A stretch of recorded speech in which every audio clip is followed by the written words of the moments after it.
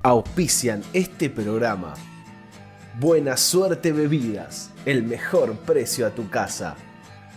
Gemelo Producciones, Management y Prensa, 10 años al servicio del artista. Especial Nací para esto, episodio 1. Hoy, Beto Gramático, uno de los fundadores de Salta a la Banca. También nuevos sonidos y, como siempre, jugando con la historia.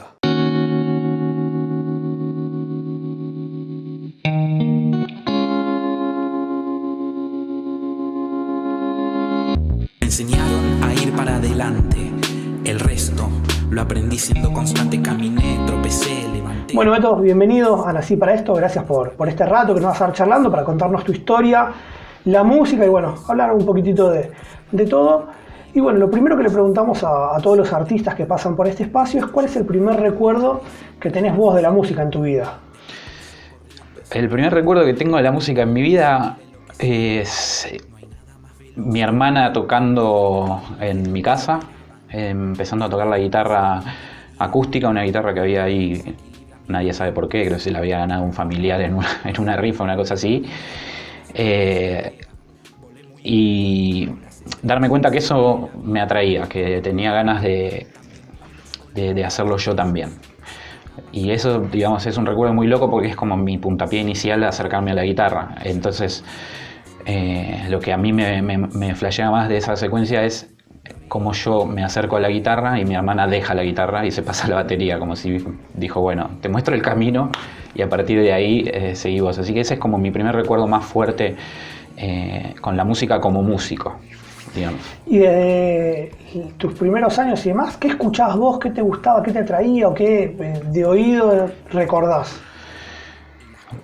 Cuando era chico, digamos, lo primero que escuchaba era un poco lo que se escuchaba en casa, mi vieja más que nada.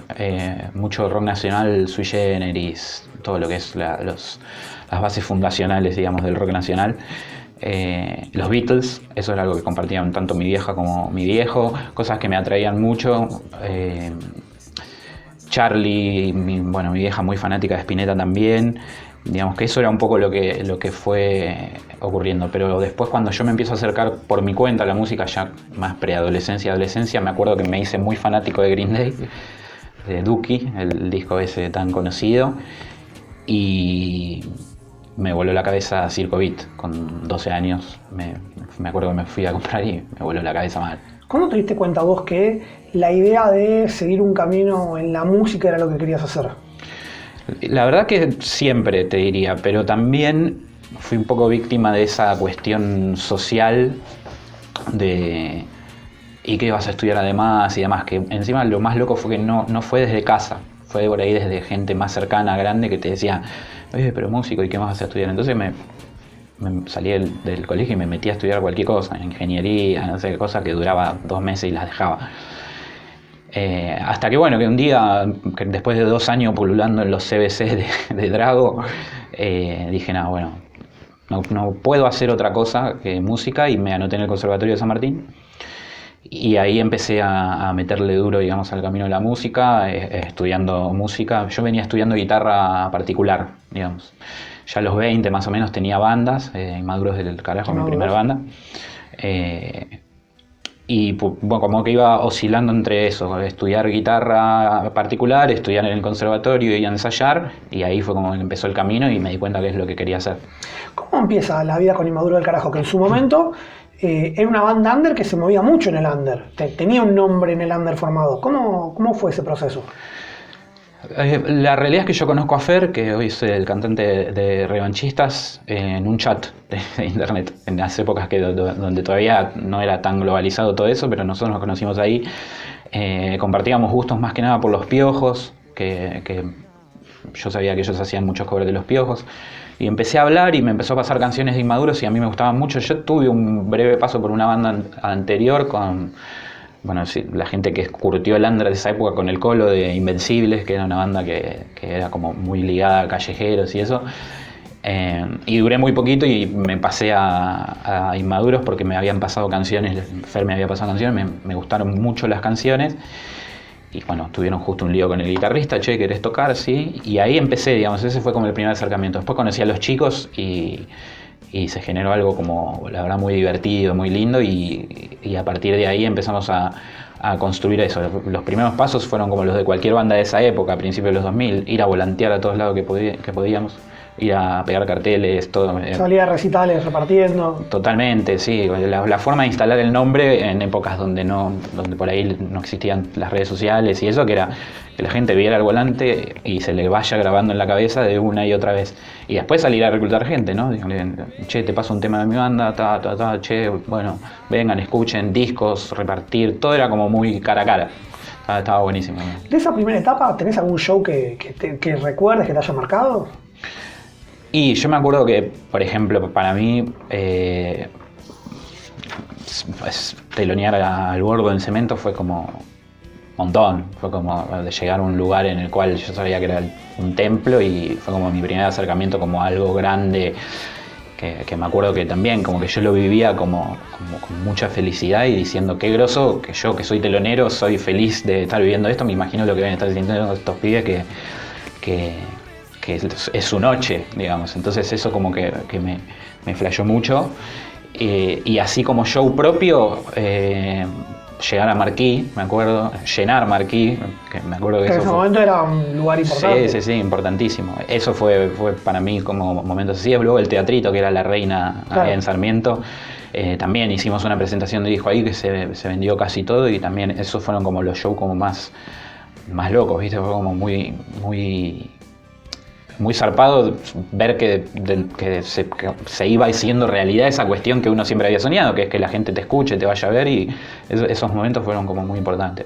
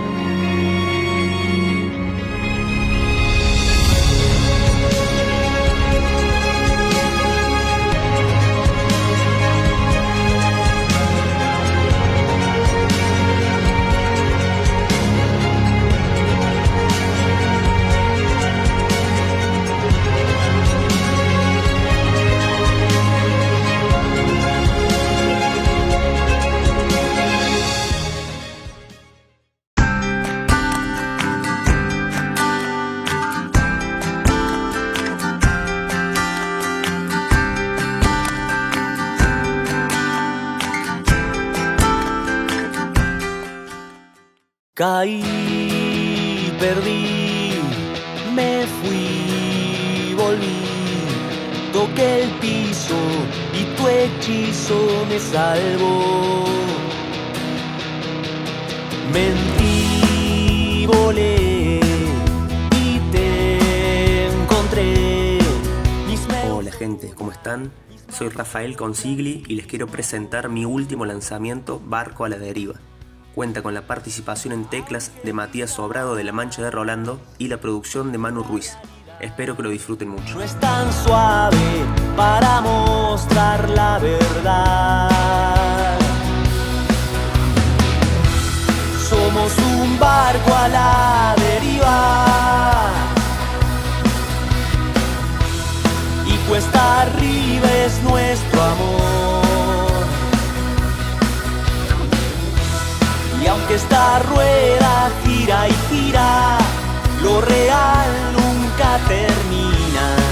Controlemos el timón.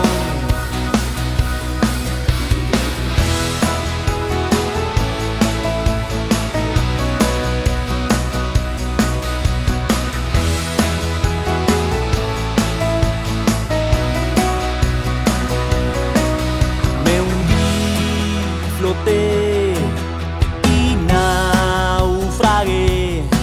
Tantos años fui buscando algo que fue.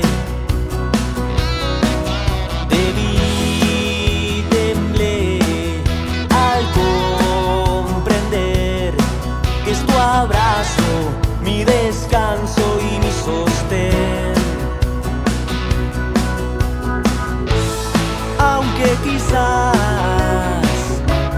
la realidad no es tan suave para mostrar la verdad. Somos un barco a la deriva y cuesta arriba es nuestro amor. Y aunque esta rueda gira y gira, lo real nunca termina.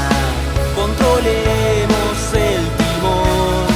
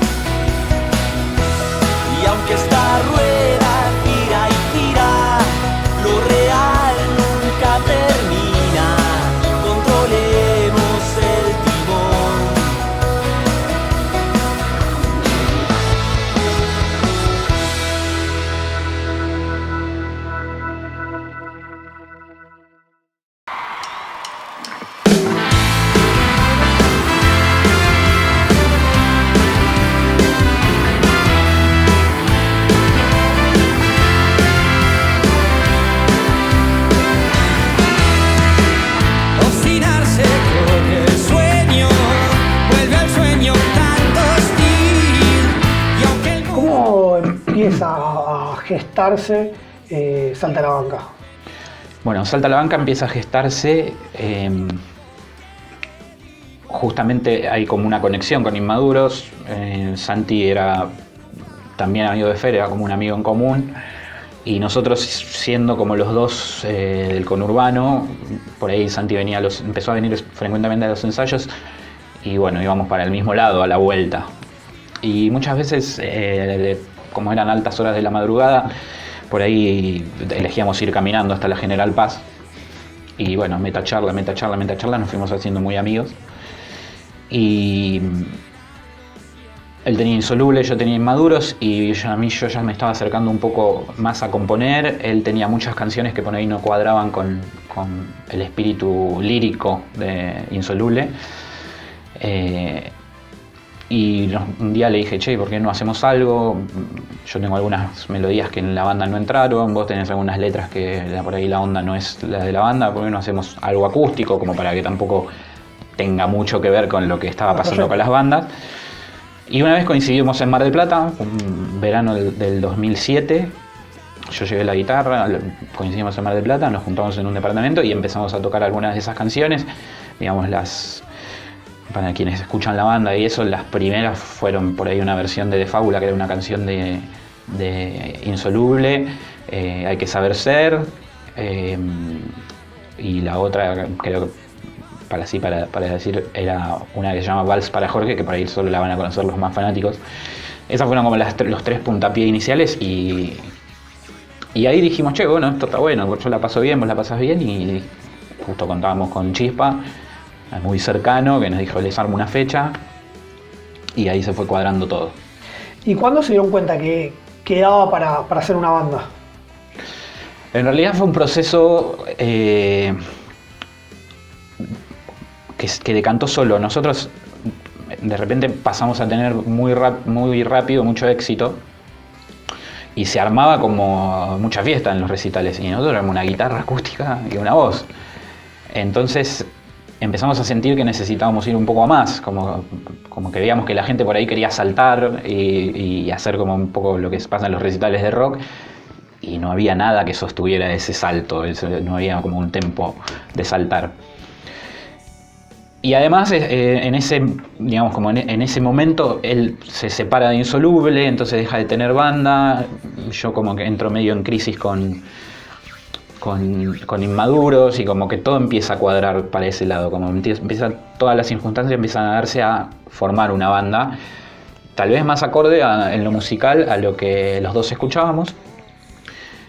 Y ahí fue donde hicimos la primera prueba. Dijimos, bueno, elijamos 5 temas para el último show del año, que fue en el 2010. Elijamos 5 temas y pasémoslo a modo banda. Y ahí fue como el estreno de ese formato banda, y nos dimos cuenta que era lo que queríamos hacer, que nos gustaba, podíamos rockear, podíamos mantener el espíritu acústico si queríamos, pero también teníamos la posibilidad de ir un poquitito más para adelante. Con esto, crecimiento rápido, es algo que se dio mucho en la historia de la banda, de Salta la Banca, de ese crecimiento vertiginoso.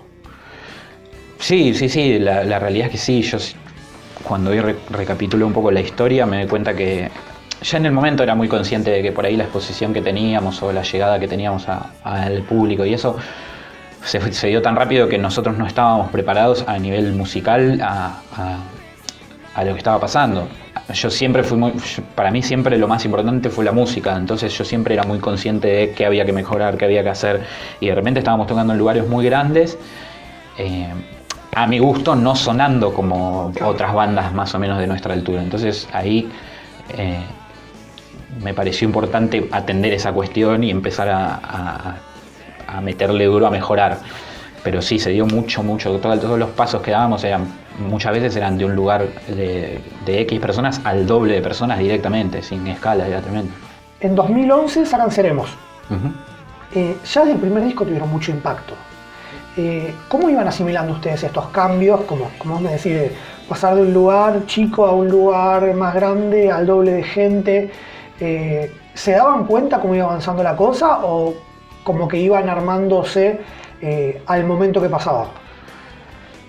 Siempre Chispa es un tipo muy planificador, y yo creo que más allá de todo, él siempre como tuvo 2 tareas muy importantes en la banda, que una es su cabeza planificadora, siempre pensando mucho tiempo para adelante, y la otra es hacer todo lo posible para que nosotros nos preocupemos solo por hacer música y no tener ninguna otra preocupación. Y eso fue importantísimo para el crecimiento, porque a nosotros lo que nos permitió es poder ir dejando nuestros trabajos de otra cosa, y eso es lo que provocó el salto de calidad musical. Tener todo el día para ocuparse realmente de las cuestiones musicales te hace mejorar un montón. Después, obviamente, que todo pasa tan rápido que no es que te das cuenta, no terminás de disfrutar muchas cosas porque siempre estás pensando cuál es el próximo paso. No es que es como que sos muy consciente, al menos en mi experiencia, ¿no? Siempre es como que disfrutás el post-show, que agarrás y decís, bueno, me tomo algo con mis amigos, qué bueno lo que hice, no sé qué, y ya al día siguiente estás pensando, se viene el disco, se viene otro show, se viene lo que sea. En mi experiencia es muy rápido como pasa todo, muy rápido. Dentro de las canciones de Salta la Banca han tenido, muchas historias, pero también tienen canciones que son políticamente muy fuertes, y uno de ellos es el disco Copla. Sí. ¿Cómo nace la idea de hacer un disco enteramente, para Luciano Arruga, con las letras que también son canciones jugadas, con un mensaje muy fuerte de la banda? ¿Cómo surge la idea y cómo se gestó? Bueno, la idea surge de que conocíamos mucha gente por ahí del Partido Obrero y de las militancias en los barrios y todas esas cuestiones que siempre nos gustó estar cerca. Y surge la idea porque conocemos el caso por gente muy cercana. Santi trae la idea y nosotros nos pregunta si queríamos como embarcarnos en ese lío, por decirlo de alguna manera, porque se iban a decir cosas muy picantes. Y bueno, se charló puertas adentro. La realidad es que a la mayoría de nosotros nos gustó la idea, nos pareció aparte que también por ahí todo el colectivo que tenía Salta la Banca atrás era una gran oportunidad para visibilizar algo que no solo por el caso de Luciano, sino que es recurrente en el conurbano bonaerense principalmente, o tal vez en lugares como más alejados de la capital. Y bueno, ahí es donde empezó, digamos, este camino que fue como muy intenso. La verdad que de las obras más intensas que viví en mi vida, es como algo realmente que me hace muy feliz haberlo hecho. Me parece un concepto y tanto desde lo conceptual hasta lo musical muy bueno. La verdad que creo yo lo mejor que hicimos. ¿Y tuvieron esas críticas que ustedes pensaban que iban a tener? ¿Ese tal vez alguno que otro que les haya dado la espalda por el disco? La realidad es que no me parece que eso haya sido. Sí, por ahí cuando después salió el relato, me parece que ahí sí un poco más. Tampoco fue tan intenso como uno creería que podía haber sido. Como que me parece que como mucha gente lo tomó como, bueno, me encanta la banda, los voy a ver, lástima este tema. Pero con Copla me parece que la gente se sintió muy identificada, porque desnudaba como una temática. No era por ahí pegarle al gobierno puntualmente de turno, porque es algo que viene sostenido en todos los gobiernos. Por ahí el relato fue más particular porque hablaba puntual y directamente sobre eso. Pero sinceramente yo no siento que haya sido como algo que por lo que hayamos sido criticados, no más que por otras cosas que nos decían que tenían que ver con, no sé, rock de minita, no sé, que tocábamos mal o un montón de cosas que pasaban. Con el relato justamente, ¿le cerraron puertas en algún lugar diciendo, no, mira, pibe, ustedes cantaron esto? Porque además la canción revela y desnuda un montón de situaciones y es una bajada muy fuerte desde lo conceptual. ¿Tuvieron eso de decir, no, mira, acá no vengas, no toques, o bajar algún show? No, en realidad eso lo que ocurría era más de adentro hacia afuera. A nosotros nos acercaban muchas propuestas de ir a tocar a fiestas en los pueblos y demás, que iban a tener banderas de partidos políticos, no solo del kirchnerismo, sino que después, cuando empezó también a asomar el PRO en su momento, elegíamos nosotros, por más que no hay por qué mentir, había mucho dinero de por medio porque son recitales muy bien pagos, elegíamos no hacerlos si había banderas políticas de por medio, no importa cuáles fueran. Sí hemos tocado en picnics del PO en su momento, donde por ahí nos representaba más la idea, pero después también lo dejamos de hacer un poco. Pero en cuanto, digamos, a los partidos más representativos o más grandes de acá, intentábamos, y lo hemos evitado siempre. No sé si nos cerró una puerta, porque en general era una puerta que estaba cerrada de adentro para afuera.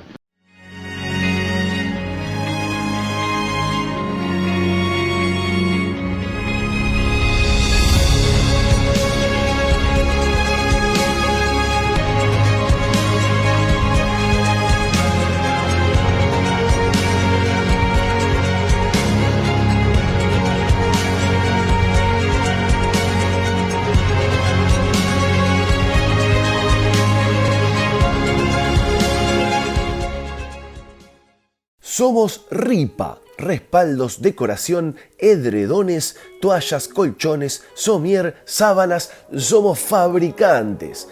www.ripadeco.com.ar. Encontranos en Instagram como ripa_fr. Somos fabricantes. Arte Herrero, remodelaciones nivel magia, trabajos de herrería premium, estilo industrial, parrillas, taburetes, mesas, hornos. Mejor visitalos y entérate. @arteherrerooc. Remodelaciones nivel magia, Arte Herrero, Arte Herrero OC.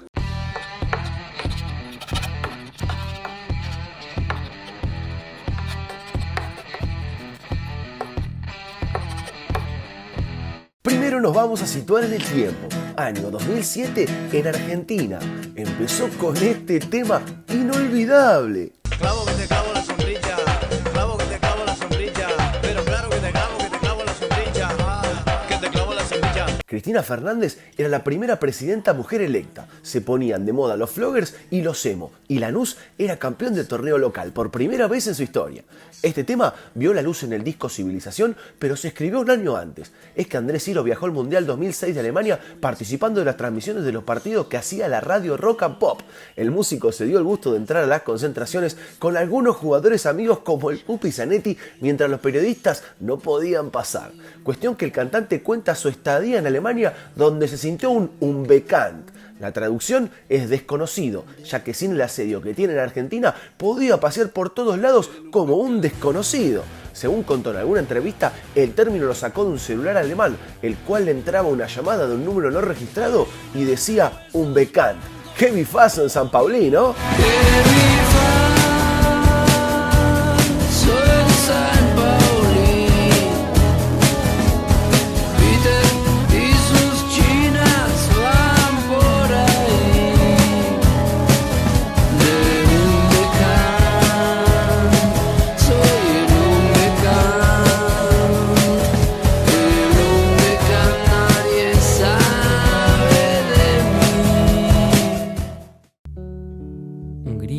Antebrazo de sinuosa persuasión. La autogestión a ustedes les dio esta posibilidad de decir, bueno, hacemos esto, esto no, y poder bancársela ustedes mismos. Sí, la realidad es que la autogestión y la independencia es algo hermoso de haberlo vivido. Hace el camino mucho más sinuoso. Necesitas muchísimo el apoyo de la gente, porque es la única forma que tenés de generar medios. Hoy por hoy, por ahí explotó un poco más el tema de realidades digitales y eso, pero en su momento fue una transición muy fuerte entre que las realidades digitales no estaban muy reglamentadas y que ya no se vendían tantos discos. Entonces como que todo ese momento era solo shows. Si la gente no te acompaña, vos no tenías para invertir ese dinero. Y nosotros tuvimos la suerte de que la gente acompañaba y podíamos invertir ese dinero sin tener que poner plata en nuestro bolsillo en hacer discos cada vez mejores y demás. Pero sí, en cuanto a lo artístico, a la idea artística, claramente que, obviamente que no lo sé, pero me parece que un disco como Copla no hubiese sido posible con una productora. Claro, hablando de todo lo que tiene que ver con esto del crecimiento, la autogestión, justamente estos discos, Visceral tal vez es un quiebre en la banda, sale Visceral y después la gente los acompaña, hacen Cosquín, hacen el Luna. Uh-huh. ¿Cómo fue todo ese momento de sacar el disco y también de ir a pisar el Luna Park?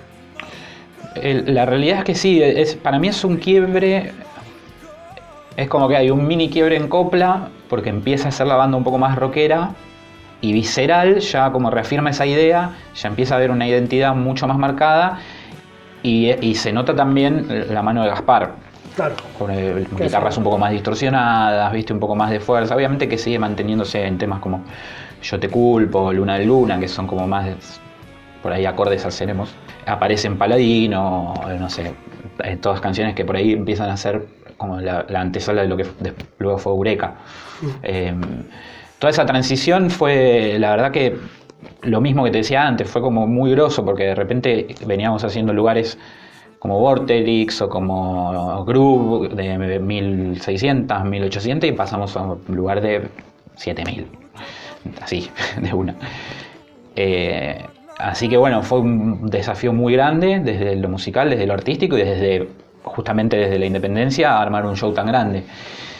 Laburamos todos de todo, nos pusimos toda la camiseta, nos dividimos en departamentos, de agarrar y decir, bueno, tal vestuario y guitarra. El otro, batería y, no sé, escenario. Y ahí empezamos como a ayudar un poco a la gente de producción y todos remando para adelante y salió bastante bien. La última de la música por esta parte, para después meterte en otro aspecto que es lo que hacemos un poco en Nací para esto. ¿Qué te pasó cuando pisaste el Luna Park? Yo, la realidad es que no lo podía creer primero. Me acuerdo mucho andar la zona caminando y mirarlo como diciendo algún día no sé cómo yo voy a estar ahí adentro. Y la realidad es que es único. La realidad es que es único, es algo que no me lo voy a olvidar más. Soy un agradecido de haberlo podido vivir, soy un agradecido de haberlo podido vivir con mi música, que es algo que que tal vez uno puede llegar a telonear a alguien o lo que sea, y nosotros lo hicimos con nuestra música, solos. Es único ver la gente que te quiere muy feliz por vos, saber que también que les estás generando una alegría por esto que te está pasando. Es también como que complementa un poco la alegría que uno siente, poder compartirlo con familiares, con amigos. La realidad es único. Lo mismo también aplica a por ahí Gran Rex, viste, que también lugares así como importantes en los que uno ha ido a ver a Charlie, ha ido a ver a Fito, ha ido a ver a Spinetta, ha ido a ver a todos los grandes de acá, y de repente estar ahí arriba es como una realización muy grande, es como un sueño cumplido. Eso me parece que le cuadra perfecto. Cuando